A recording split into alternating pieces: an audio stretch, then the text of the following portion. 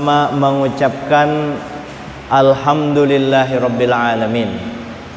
Bersyukur kita kepada Allah al-akbarun ni'mah al-akbarun ni'mah ba'dal iman wal islam as-sihhah wal afiyah. Nikmat Allah taala yang paling besar adalah kesehatan sesudah iman dan Islam. Jadi iman dan Islam itu paling besar, kemudian baru kesehatan. Itu nikmat yang terbesar dari Allah Subhanahu wa taala. Ini minta maaf, Ikam mendengarlah, jelas kan sayang karena kalau kita bepandir kada jelas sananya takut kalau mentul. Jelas sajalah. Jelas. Kalau jelas kita lanjut. Kalau kada jelas bisa juga kan di luar kedengaran Ini walaupun mungkin karena itu terserah panitia aja, penting jangan mentul-mentul suaranya. Sayang kan informasi kada tak sampai hadir kita. Jelas sajalah kedengaran. Jadi nikmat paling besar iman dan Islam, baru kesehatan. Orang sehat tapi kada beriman Islam, kada ada imannya, sehat. Nah baru yang ketiga harta, duit. Jadi iman dan Islam, kesehatan, baru duit. Kalau kita kan biasa terbalik, duit dulu, ya kan? Duit biar kada sembahyang asal berduit. Nah itu antik. Jadi kenikmatan yang paling besar adalah iman dan Islam. Nah, pian hadir di tempat ini termasuk memelihara iman dan Islam, tanda syukur kepada Allah. Lalu kesehatan berada di nomor 2, sehat. Kok sehat bisa dimasukkan nikmat? Mungkin salah satu dari Bapak Ikam sampean ada orang hendak memberi sempian duit 50 miliar ya, tapi diberikan juga sekaligus penyakit gagal ginjal, maulah diberi duit gagal ginjal sempian diberi duit 50 miliar maulah. Nah kada mau, berarti kan sehat ini mahal. Jadi kita bersyukur. Lalu kesehatan ini sempian manfaatkan sembahyang 5 waktu. Sembahyang 5 waktu itu bersyukur ngarannya. Bersyukur dengan gerakan, dengan mulut alhamdulillah, dengan gerakan menggunakan seluruh fasilitas nikmat daripada Allah Ta'ala itu di jalan yang benar, yang diridhoinya, seperti itu. Jadi mesti seperti itu kita. Kemudian kita sampaikan juga salawat dan salam kepada junjungan kita Nabi besar Muhammad sallallahu alaihi wasallam beserta keluarga dan sahabat beliau sampai hari akhir kelak. Nah untuk itu kita baca selawat, mudah-mudahan ada berkahnya. Ulun dapat berkah, pian dan keluarga kita semua dapat berkah. Kita baca selawat kamilah 3 kali. Hanyar kita lanjut. Bismillahirrahmanirrahim. Innallaha malaikatahu yusholluna 'alan nabi ya ayyuhalladzina amanu shallu 'alaihi wa sallimu taslima. Allahumma salli salatan kamilatan wa sallim salaman taman ala sayyidina Muhammadin alladhi tanhallu bil uqad wa tanfariju bihil qurab wa tuqda bil hawaij wa tunalu bihir raghaib wa husnul khawatim wa yustasqal ghamamu biwajhil karim wa ala alihi wa sahbihi fi kulli lamhati wa nafasin bi'adadi kulli ma'lumin lakallahumma salli salatan kamilatan wa sallim salaman taman ala sayyidina Muhammadin alladhi tanhallu bil uqad wa tanfariju bil qurab wa tuqda bil hawaij wa tunalu bihir raghaib wa husnul khawatim wa yustasqal ghamamu biwajhil karim wa ala alihi wa sahbihi fi kulli lam'ati wa nafasin bi'adadi kulli ma'lumin lakallahumma Allahumma salli salatan kamilatan wa sallim salaman taman ala sayyidina Muhammadin alladhi tanhallu bil uqad wa tanfariju bil qurab wa tuqda bil hawaij wa tunalu bihir raghaib wa husnul khawatim wa yustasqal ghamamu bi wajhil karim wa ala alihi wa sahbihi fi kulli lamhatin wa nafasin bi adadi kulli ma'lumin lak. Selesai, kita telah berselawat kepada Nabi kita. Satu kali kita berselawat, 10 kali Allah Ta'ala berselawat kepada kita. 10 kali Allah Ta'ala berselawat itu berupa ampunan rahmat kepada kita. Berarti 30 kali diampuni Allah. Ada salawat yang paling pendek, sallallahu ala Muhammad. Itu paling pendek. Sallallahu ala Muhammad. Pendek benar tuh. Nah. Hadirin yang dimuliakan Allah Subhanahu wa taala, pada kesempatan malam ini kita membacakan tentang rukun salat, babu arkanis shalah. Qala al-muallif rahimahullah taala wa nafa'ana bi wa bi ulumi fid darain. Amin. Babu arkanis shalah, bab tentang rukun-rukun sembahyang. Apa itu arti rukun itu? Apa artinya rukun itu mesti ada?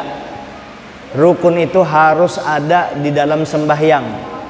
Arti rukun itu ada begitu kita angkat takbir, yang namanya rukun. Kalau disebutkan rukun sembahyang berarti ada di dalam sembahyang. Apa pengertian sembahyang atau solat? Solat itu mulainya takbir Allahu Akbar sampai salam, itulah solat atau sembahyang. Nah, rukun sembahyang yang 13 itu ada di antara takbir sampai salam, itulah rukun. Mesti ada rukun 13 itu menurut mazhab Syafi'i. Kemudian tadi rukun saya sebutkan mesti ada, dia ada di dalam sembahyang, rukun tadi.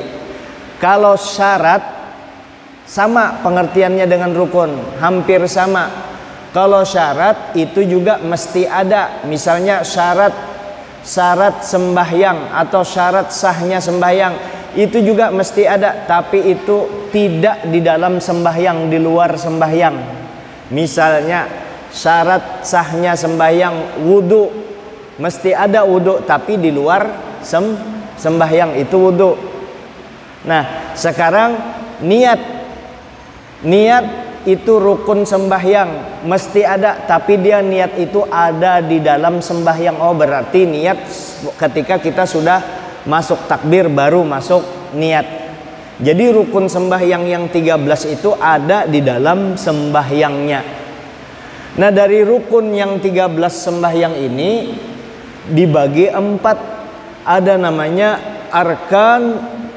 arkanul qalbiyah, rukun qalbi. Arkanul qauliyah, rukun qauli.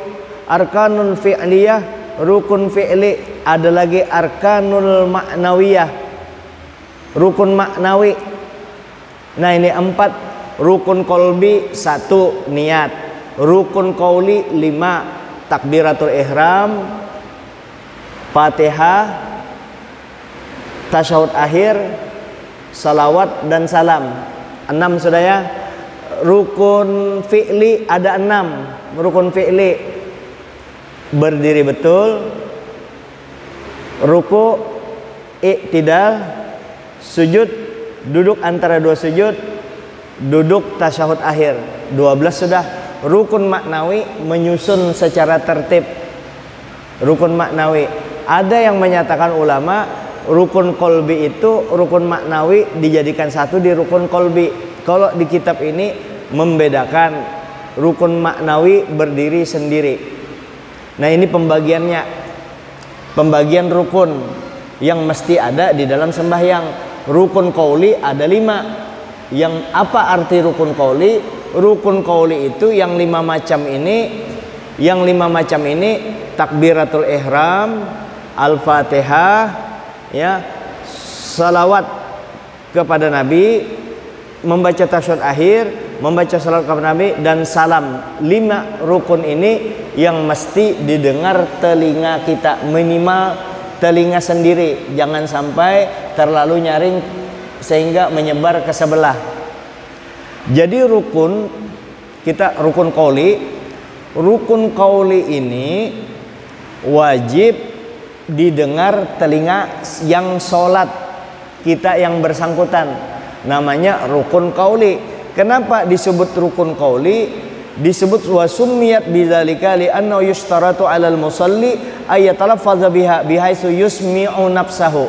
Disebut rukun qauli disyaratkan bagi orang yang sholat untuk menyuarakan, mengeluarkan hurufnya, sekedar telinganya yang mendengar. Itu rukun qauli. Yang mana rukun qauli itu? Ada 5 macam rukun qauli. 1 takbiratul ihram, 2 fatihah, 3 tasyahud akhir, 4 salawat, dan 5 salam. Yang 2 waktu kita berdiri. Yang 2 waktu berdiri dibaca Allahu Akbar. Itulah takbiratul ihram yang wajib didengar telinga kita. Kalau jadi imam sekedar supaya makmum juga mendengar, ya kan? Allahu Akbar. Kalau jadi makmum jangan kayak imam suaranya nyari Allahu Akbar, karena makmum yang lain terganggu. Sekedar telinga kita Allahu Akbar. Nah, yang mana namanya takbiratul ihram? Apakah mengangkat tangan ini takbiratul ihram? Bukan, ini sunnah takbiratul ihram. Yang namanya takbiratul ihram itu adalah membaca Allahu Akbar. 1. Ini wajib didengar telinga kita, Allahu Akbar. Jangan separoh Allah di dalam hati, akbarnya kada sah menurut fikih. Ini kita berbicara fikih dulu lah, jangan berbicara yang lain-lain. Orang sembahyang kada bertakbiran, Allah Ta'ala menerima, selesai urusan, terserah Allah Ta'ala. Ini aturan fikih dulu yang kita bicarakan. Kada usah kisah-kisah Allah Ta'ala maha mau aja kurang lebih apa. Ini ilmu dari Nabi kita juga, Nabi kita dari Allah Ta'ala juga. Jadi takbiratul ihram yang kita lakukan waktu berdiri. Kemudian Al-Fatihah dibaca mulai Bismillahirrahmanirrahim sampai waladdallin. Wajib didengar telinga kita. Nah, baru yang duduk. Yang duduk jadi 2 sudah. Ya. Yang wajib didengar telinga, takbiratul ihram, Al-Fatihah. Dengan yang duduk 3, membaca tasyahud akhir, salawat, dan salam. Membaca tasyahud akhir, maka kita duduknya duduk tasyahud akhir. Bagaimana duduk tasyahud akhir? Ada 2 duduk tasyahud akhir. Ada 2 duduk tasyahud akhir. Kenapa saya sampaikan ada 2? Supaya kita jangan bingung kalau melihat orang selain ini. Apa? Selain kita kan biasanya duduk tasyahud akhir pakai duduk, kaki saya ini agak masih cedera. Duduk tasyahud akhir biasanya kita duduk tawarru namanya. Duduk tawarru itu mendirikan kaki kanan dan melipat kaki kiri di bawah kaki kanan. Ini namanya duduk tawarru. Inilah duduk yang disarankan oleh ulama Asy-Syafi'iyah. Ini yang lebih afdol, yang lebih banyak pahalanya. Makanya di daerah Malaysia, Indonesia, Malaysia, Brunei, Patani, Thailand, Asia Tenggara pada umumnya tasyahud akhirnya seperti ini. Di wilayah Hadramaut rata-rata Asy-Syafi'i seperti ini. Nah, ini duduk tasyahud akhir juga. Duduk tasyahud akhir. Tetapi kalau sempian pergi umroh atau haji, itu hampir 70 sampai bahkan sampai 80% mereka duduk tasyahud akhir seperti ini. Ada, jadi sah juga seperti ini. Menurut mazhab Syafi'i tetap juga sah. Ini namanya duduk iftirash. Apa arti iftirash itu? Mendirikan kaki kanan dan menduduki mata kaki sebelah kiri dijadikan tikar, namanya iftirash. Nah seperti ini. Nah ini bisa juga duduk tasyahud akhir seperti ini. Kenapa saya sebutkan yang ini? Supaya kita ketika melihat orang duduk tasyahud akhir seperti ini tidak serta-merta menyalahkan atau menegurnya, karena bujur aja ampun orang. Nah, jadi duduk tasyahud akhir dua macam, seperti ini atau seperti yang ini. Penting duduk. Makanya disebut ini termasuk rukun fi'li nantinya. Nah, kenapa disebutkan? Karena kalau tidak disebutkan rambu-rambu, mesti orang duduk tasyahud akhir, duduk, nanti ada orang bisa sholat seperti ini. Ini ngarannya bedangkak, at-tahiyatul mubarakatus sholawatut thayyibatu, karena tidak ada ketetapannya. Lalu ditetapkanlah duduknya. Nah, ada duduk tawarru, ada duduk iftirash.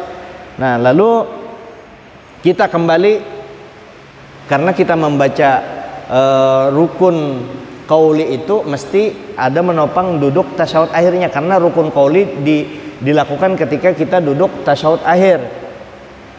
Lalu rukun qauli tadi, pertama yang tadi takbiratul ihram, Allahu Akbar, habisnya di sini. Baru kedua Fatihah. Nah, yang ketiga, keempat dan kelima waktu kita duduk tasyahud akhir ini.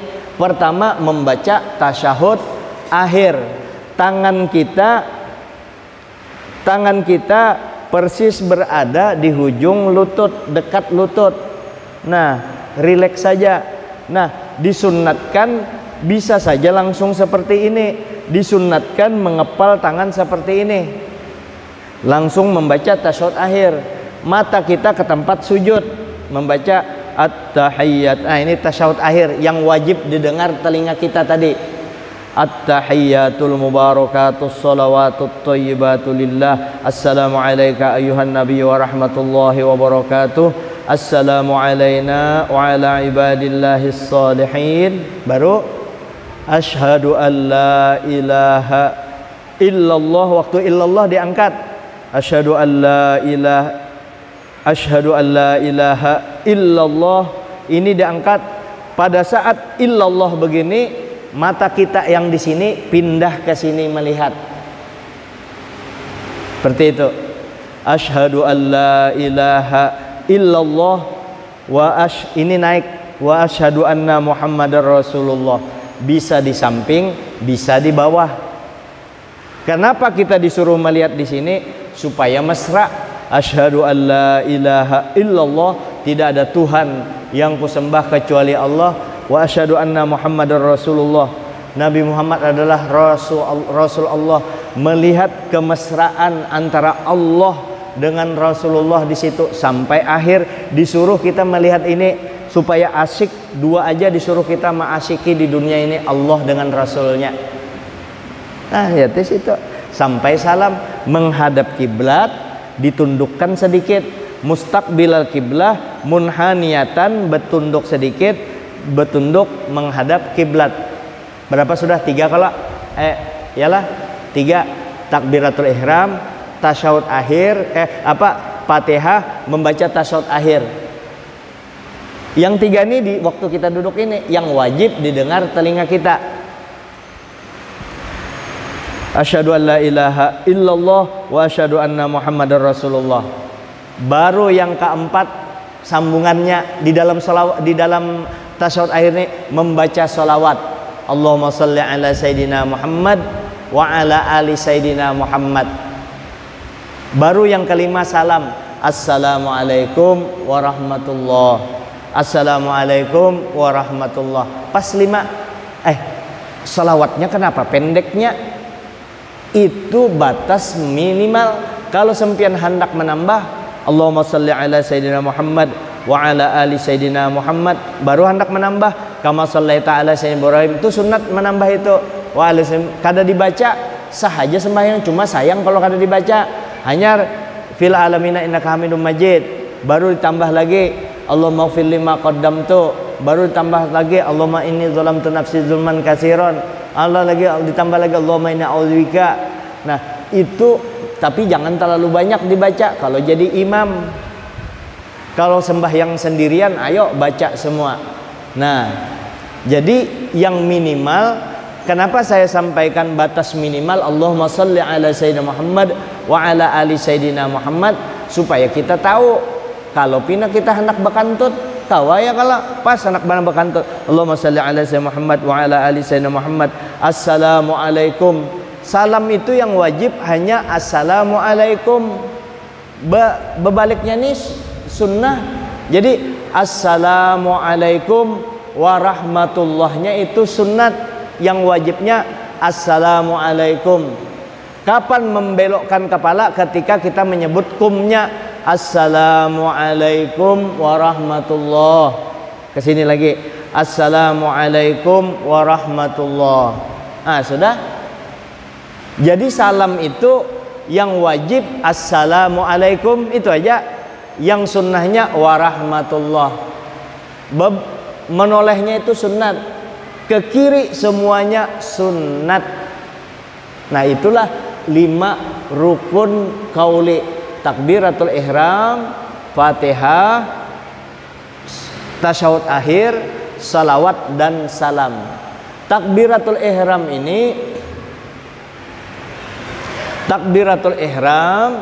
itu panjangnya antara 2 harokah atau 1 alif sampai 14 harokat atau 7 alif. Allahu Akbar tuh 2 harakat, atau hendak panjang lagi Allahu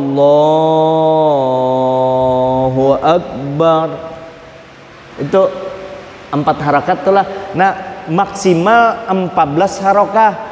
Tapi ulama menyarankan kalau bisa jangan. Pertama menyerempet kalau kelebihan. Kalau kelebihan tidak sah, diulang lagi. Yang kedua kepanjangan kada nyaman didengar. Allahu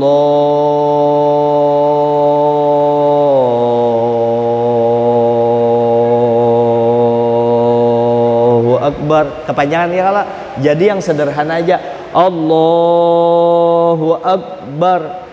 Ini pas di bawah telinga. Tangan ini bisa lurus, bisa berbalik kayak ini. Allahu Akbar kira-kira di bawah telinga. Jangan juga mantang-mantang hendak pas banar Allahu Akbar di pingkuti. Jangan juga. Ini sunnah mengangkat tangan.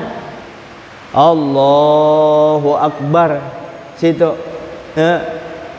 Nah, takbiratul ihram. Jadi yang namanya takbir itu bacaan takbiratul ihram Allahu Akbar. Jelas-jelas membaca takbirnya itu. Karena ada 20 syarat membaca takbiratul ihram itu yang sah. Nah, yang mana yang sah? Baca Allahu Akbar. Masuk tuh yang 20 tadi syaratnya. Yang kedua membaca Fatihah. Belajar kita membaca Fatihah, ditasheh Fatihah kita. Terutama biasa siratal ladzi itu zal di ujung gigi, di ujung lidah kena gigi kiri atas. Siratal ladzi atau asal di ujung lidah siratal ladzina. Jangan kena dibaca siratal laji itu huruf jim, siratal lasi itu huruf sin. Siratal lazi itu huruf zai. Jadi ada huruf tersendiri. Siratal ladzi, jangan ada siratal lazi. Itu huruf zai. Nah, ini huruf dal. Huruf zal. Ghairil maghdubi alaihim waladdallin. Lamnya di ujung bertasydid. Mad lazim musaqqal kalimi minimal 6 harokah atau 3 alif. Nah, adapun membaca Rabbighfirli wali walidayya waladdallin. Rabbighfirli wali walidayya amin. makmum jangan umpat membaca, itu khusus si imam. Karena pada saat itu imam aja yang membaca Fatihah, makmum berdiam dulu. Karena ada giliran begitu imam membaca ayat, baru makmum juga membaca Fatihah masing-masing. Nah, ketika itu juga misalnya makmum satu waladdallin Rabbighfirli walidayya amin, makmum yang di situ baru aja lin juga Rabbighfirli walidayya, masing-masing membaca. Jadi yang Rabbighfirli walidayya itu yang membaca yang bersangkutan. Jangan imam membaca makmum ikut juga Rabbighfirli walidayya, itu khusus yang membaca. Jadi saya ulang, takbiratul ihram, Fatihah, tasyahud akhir, salawat dan salam. Jam 19.20. Nah, adapun berdiri rukun sembahyang yang lain, yang rukun fi'linya nanti kita sampaikan, ada waktu sedikit. Rukun qauli tadi yang hubungannya dengan bacaan, itu semua bacaan di dalam sholat itu diperintahkan kita untuk membacanya sampai telinga kita mendengar. Cuma perintahnya ada yang wajib, ada yang sunnah. Yang wajib yang 5 tadi.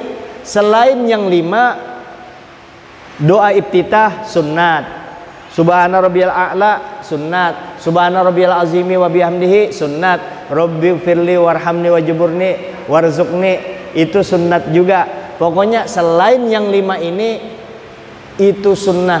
Kalau yang sunnah tertinggal makruh, atau dengan kata lain sholatnya tidak perlu diulang. Tapi kalau yang 5 ini tertinggal, tidak dibaca atau dibaca juga, dia menganggap dibaca, mulutnya berkimut-kimut aja tapi suaranya tidak keluar, maka itu tidak membaca. Yang namanya membaca itu ya ayatalafadha, melafalkan huruf-hurufnya yang ada di takbiratul ihram, di Fatihah, di tasyahud akhir, di salawat dan di salam. Ini mesti didengarkan telinga. Jadi semua di dalam sembahyang itu disuruh kita memperdengarkannya ke telinga kita. Yang 5 wajib, selain yang 5 sunnah. Kalau yang 5 ini tidak dibaca, maka sholatnya kada sah. Kalau selain yang 5 ini tidak dibaca, sholatnya tetap sah saja.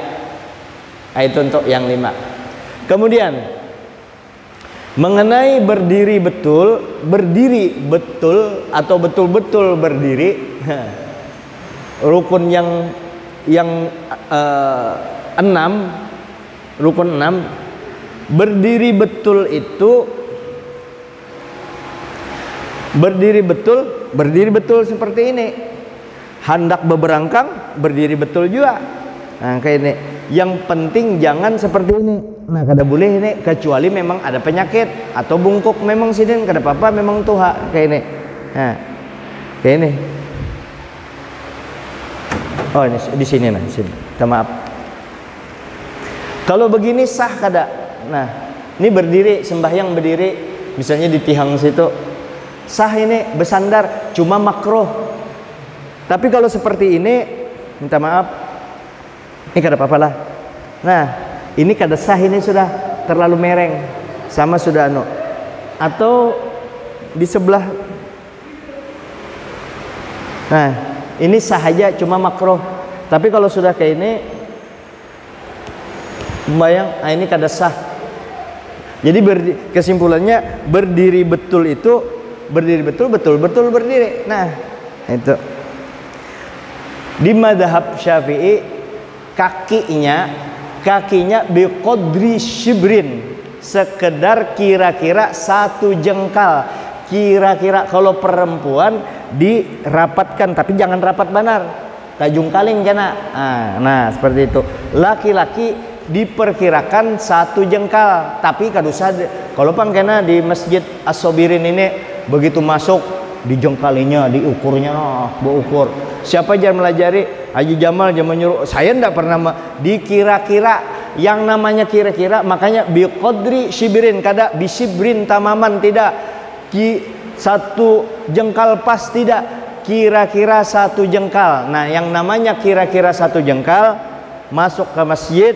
Nah ini ngarannya kira-kira satu jengkal. Coba bang dijengkali, lebih sejari, ini termasuk satu jengkal. Tapi kalau pian masuk kira-kira satu jengkal begini, ini nyata lebih dari satu jengkal, bukan kira-kira. Nah, begini sahlah, sah juga. Nanti kita perlihatkan antara yang beberangkang dengan yang satu jengkal. Ya. Nah, lalu ada lagi orang masuk begini. Nah, masuk kira-kira satu jengkal, lalu diukurnya kurang seini, maka ini dianggap juga satu jengkal. Itu namanya biqadri shibrin, kira-kira satu jengkal. Nah, lalu tangannya di mana? Ini tangan kita memegang pergelangan tangan, dua di sini atau satu. Ini persis di sebelah, di jantung kiri atau paru-paru sebelah kiri.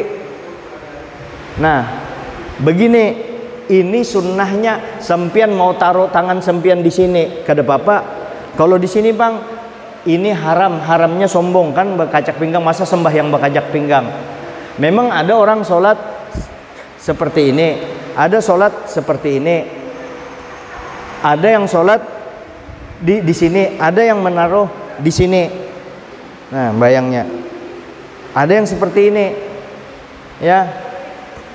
Di mazhab Syafi'i, di atas pusat, di bawah dada. Ini diletakkan seperti ini. Nah, mata ke situ. Nah, sekedar satu jengkal. Nah, mustahil Nabi mengajarkan tata cara sholat yang tidak ada estetikanya, tidak ada keindahannya. Ini sholat kita sedang menghadap Allah Ta'ala. Tinggal sempian pilih aja, terserah. Ada ulun kada pernah menemukan kitabnya, namun beritanya katanya yang seperti ini itu posisi ketika peperangan. Ujar juga ulun kada.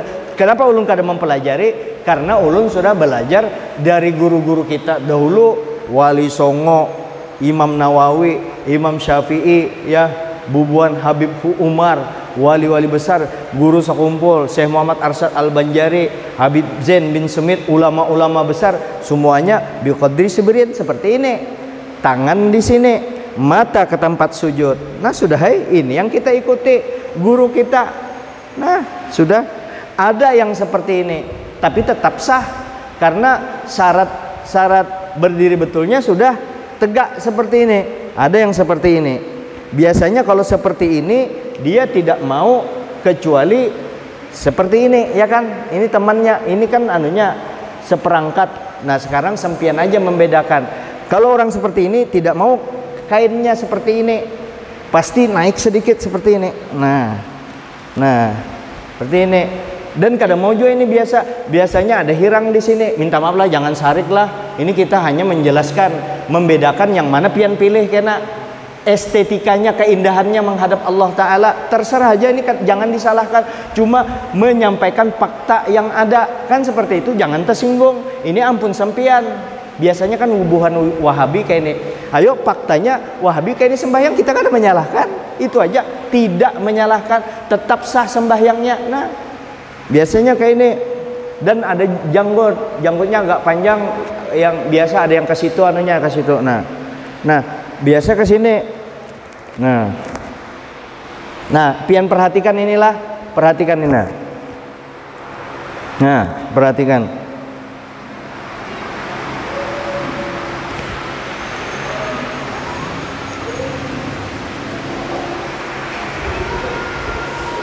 Satu, nya ke sini. Kadang-kadang ada kayak situ. Nah, itu ini kadang menyalahkan, semua itu tetap sah. Kita berdasarkan kan syarat syarat berdiri, syarat rukun, syarat turun. Nah jadi kayak ini pian lihat aja. Jadi kita bisa membandingkan, nah kayak ini nah, dengan yang kayak ini.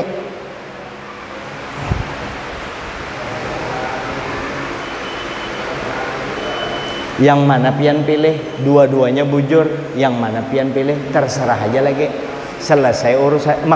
Salah saya bilang dua-duanya bujur. Dua-duanya sah kalau menurut berdasarkan standar ilmu fikih. Yang mana pian pilih? Terserah aja. Ayo. Kalau hendak dipadahkan mini pian antik, ya cari selain yang ini. Nah, pian menghadap gubernur aja. Pak Isran, gimana Pak Isran? Ya Pak Isran, batis bujuri dulu. Nah itu.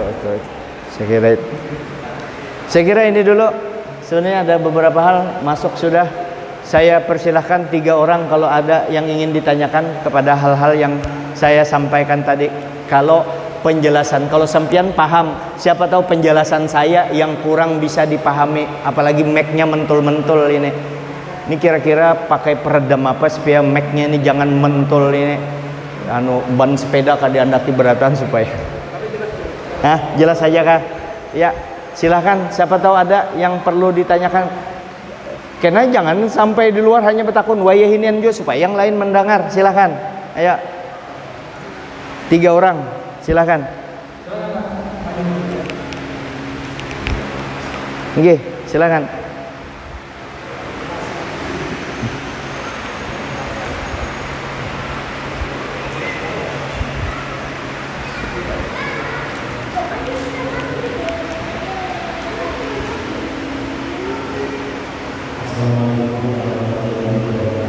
Waalaikumsalam.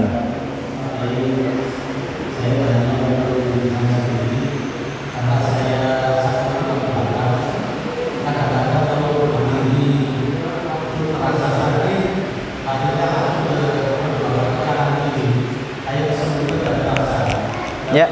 Untuk menghindari supaya tidak jatuh, sering saya gerak-gerakan. Bagaimana hukumnya? Karena gerakan kaki saya kadang-kadang lebih dari 5 kali, karena kalau udah digerakkan itu kayak mati rasa juga bisa jatuh. Nah hukumnya sah atau gimana Pak? Oh jadi kaki sempian waktu sholat digerak-gerakkan? Kalau pas sakit, pas nggak terasa gitu. Oh ya. Tapi nggak selamanya, nggak kadang-kadang gitu. Iya. Waktu berdiri atau waktu duduk? Waktu berdiri. Waktu berdiri digerak-gerakkan. Ya. Ya. Ya, terima kasih Pak. 2 lagi, adakah? Iya, silahkan. Aku harus parak dengan income sebab anu mentul ini. Oke. Yang tadi sempat guru sinir masalah kentut guru.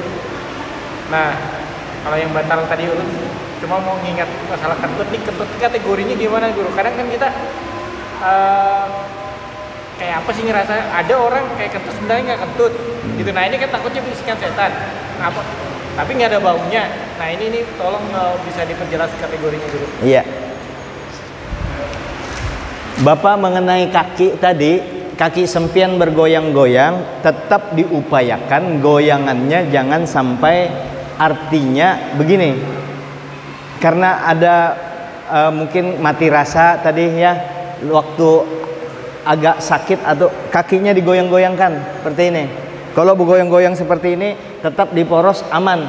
Tapi kalau memang tidak bisa mesti digoyangkan, bahkan digoyangkan seperti ini sekalipun tidak jadi persoalan karena masuk ke dalam darurat. Karena kalau tidak digoyangkan bisa-bisa akan roboh, maka digoyangkan. Ada istilah kaidah idza dhaqa ittasa, apabila kita dalam keadaan overmah, dalam keadaan terdesak, apalagi ini dalam hubungannya kita mau sholat, menyempurnakan sholat kita, lalu dalam kondisi itu maka kita boleh bergerak-gerak kaki kita. Bagian bawah ini, pergerakan bagian bawah ini itu langsung 2 dihitung. Misalnya mau ke depan, ini 1 sudah, 2. Kalau di atas ini 1 langsung 1, tidak 1 2, tidak.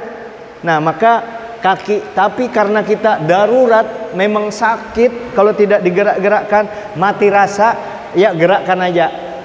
Kesimpulannya, bagi mereka yang sakit, menggerak-gerakkan kakinya ketika dia memang masih bisa berdiri, silakan berdiri. Dia menggerak-gerakkan tidak termasuk yang hitungan membatalkan sholat gerakan 3 kali berturut-turut. Jadi aman Pak, aman. Itu kelonggaran ya. Sembahyang ini wajib dilaksanakan. Orang miskin, orang kaya, orang sakit, orang menderita, pokoknya selama dia Islam, selama dia akalnya masih ada, wajib dilaksanakan. Cuma disesuaikan dengan kondisi orang tersebut. Tidak bisa berdiri, duduk, tidak bisa duduk, berbaring, tidak bisa berbaring. Dengan isyarat mata, tidak bisa dengan isyarat mata. Selama masih ada akal, wajib sembahyang walaupun dalam hati. Kalau sudah tidak bisa ngapa-ngapain lagi. Nah itu untuk sholat. Jadi sholat memang wajib, cuma disesuaikan tadi. Apalagi dalam keadaan sakit, boleh kita duduk dan lain sebagainya. Termasuk tadi menggerak-gerakkan kaki. Kalau tidak digerakkan maka akan penyakit datang. Kemudian mengenai kentut, buang angin, di dalam bahasa Arab ada istilah durrot. Durrot itu kentut yang bersuara. Ada pusah, itu kentut yang suaranya ke dada, kabarnya aja baunya ada. Nah, yang kalau durrot itu jelas membatalkan sembahyang. Berbunyi, berjelas anginnya jelas. Ada yang pusah itu, pusah ini jelas juga membatalkan sembahyang kalau baunya jelas ya. Baunya bau kembang tahe. Maka itu batal. Kalau berbau, yang jadi persoalan, kentut itu tidak bau, kita ragu-ragu. Ini jadi sandaran ya. Jadi sandaran, ini jadi ukuran nanti. Misalnya kita sembahyang, bekantutkah aku tadi, kadang rasa-rasa ada angin keluar. Tapi kalau jangan rasa-rasa, kalau sempian yakin angin keluar, itu lain, itu jelas kentut.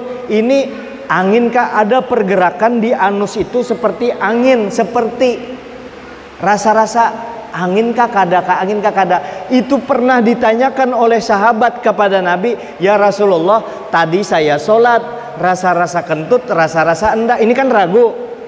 Rasa-rasa kentut, kalau keluar jelas, itu enggak usah rasa-rasa, itu memang kentut, apalagi ada baunya.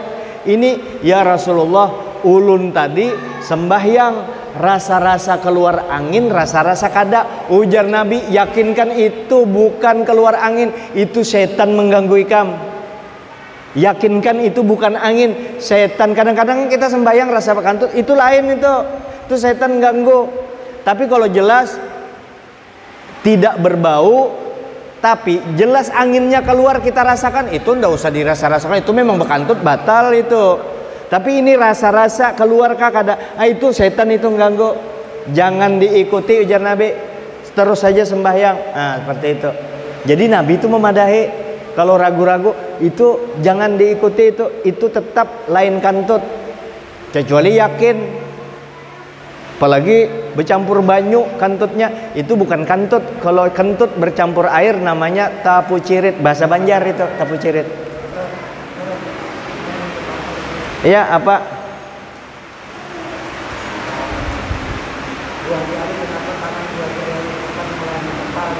Kenapa? Oh, kenapa didekatkan kayak ini kah? Ini kan, ini ujar Guru Hamdan, memadahi Guru Hamdan. Ujar Sidin, waktu kita asyhadu alla ilaha illallah naik ke atas, inilah.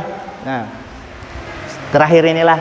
Waktu asyhadu alla ilaha illallah naik ke atas, wa asyhadu anna Muhammadar Rasulullah turunkan ini makanya mata kita ketika di sini melihat di sini bahwa Rasulullah itu tenggelam mesra dengan Allah, inilah yang kita ikuti sampai ke mati kita. Makanya kita melihat di sini sampai berakhir umur kita, melihat Allah dan Rasul, jangan lagi dilihat yang lain.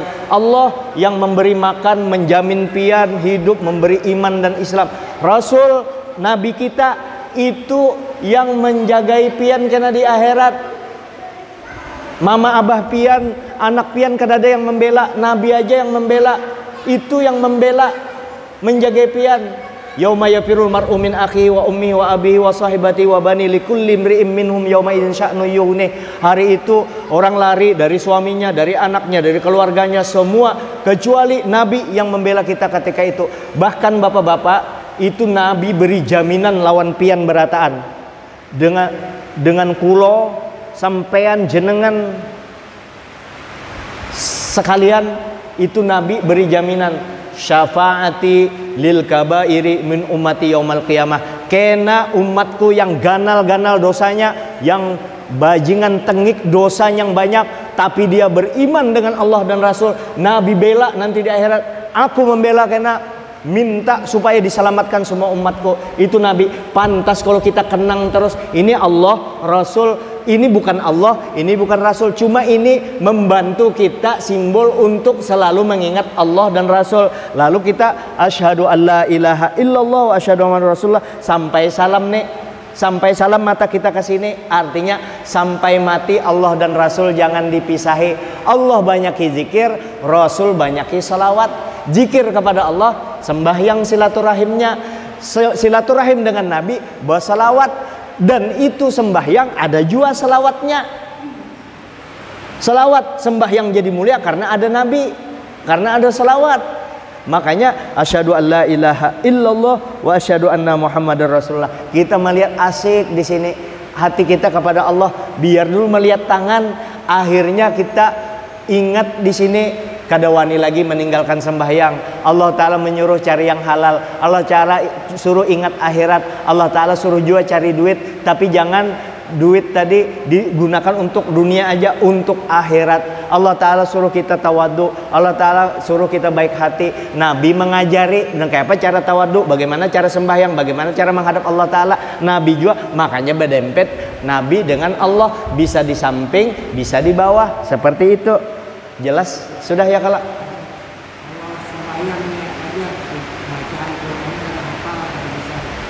apanya? Sholat nanti kita membahas spesial masalah niat. Niat kan belum dibahas.